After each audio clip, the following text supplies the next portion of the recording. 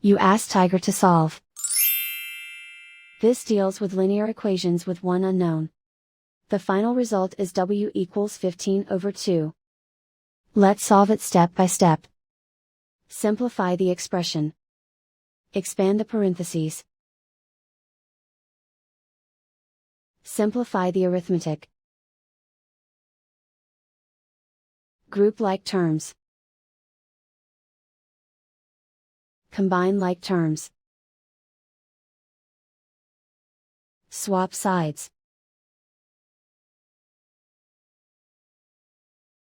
Group all constants on the right side of the equation.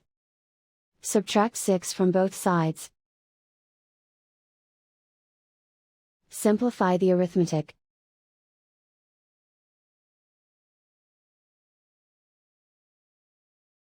Isolate the w.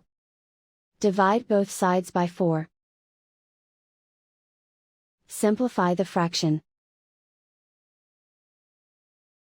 Find the greatest common factor of the numerator and denominator. Factor out and cancel the greatest common factor. And so the final result is w equals 15/2.